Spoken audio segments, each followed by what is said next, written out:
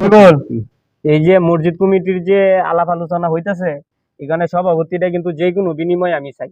আরে এই নিয়ে আপনি টেনশন করেন না যে আপনার থেকে মাতবরটা নিয়ে গেছে আমি হইলে তোমার লাভ আছে।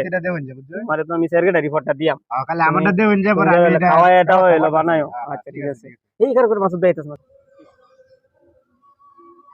এই যে মাসুদ ভাই আইতাছে। আসসালামু আলাইকুম মাতবর সাহেব, কি করতেছেন এনো? আরে কি করাম, সভাপতির একটা পদ, এটা কি সাধারণ বিষয়? এটা তো খালি কইলে হইতো না। এই পদ তো আমারই, সভাপতি তো আমারই। আচ্ছা, বিষয়টা হলো এটা পরামর্শ সাপেক্ষে এটা করা লাগবে। এই ভাই, আর এই এলাকার মাতবর কেডা? মাতবর তো আপনি। তাহলে সভাপতিটা কেডা পায়?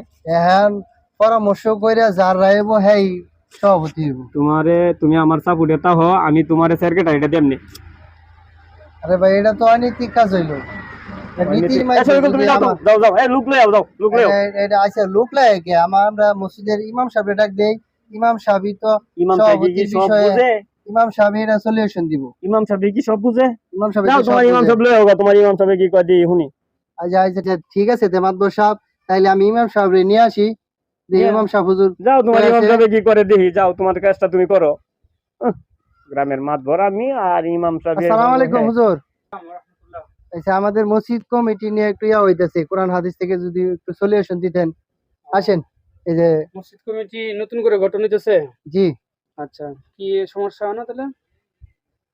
সমস্যা হচ্ছে মানে যে আমরা যে মসজিদে একটা কমিটি গঠন করব, এটা পরামর্শ ভিত্তিক। এই মাসুদ, তুমি বাদ দাও, তুমি কথা বলবো, আমি কথা বলবো। সভাপতির পদ নিয়ে যাবেন। আমি কথা বলি, শুনো।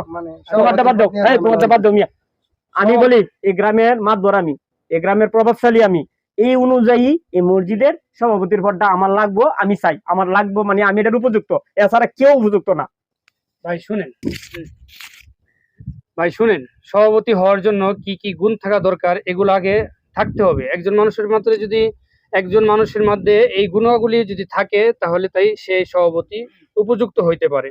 যে সভাপতির উপযুক্ত হইতে হলে 6টা গুণ থাকা দরকার। এটা হলো ধর্মীয় যোগ্যতা এবং ধার্মিকতা থাকতে হবে, নৈতিক গুণাবলী থাকতে হবে, নেতৃত্বর গুণাবলী থাকতে হবে, পরে প্রশাসনিক দক্ষতা থাকতে হবে, তারপরে আপনার সামাজিক গ্রহণযোগ্যতা থাকতে হবে, আর তারপরে আপনার সহনশীলতা এবং ধৈর্যশীলতা থাকতে হবে।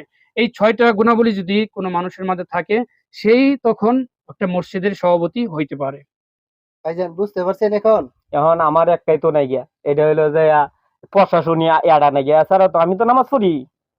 হুজুর, কোনো সমস্যা নাই যদি শেষ করে দেও। ঠিক আছে, এখন বুঝতে পারছেন তো পরামর্শ সাপেক্ষে যে দাও এটার আচ্ছা ঠিক আছে, সমাজে যারা চায় তারই দেন, সমাজে যারা চায় তারই দেন।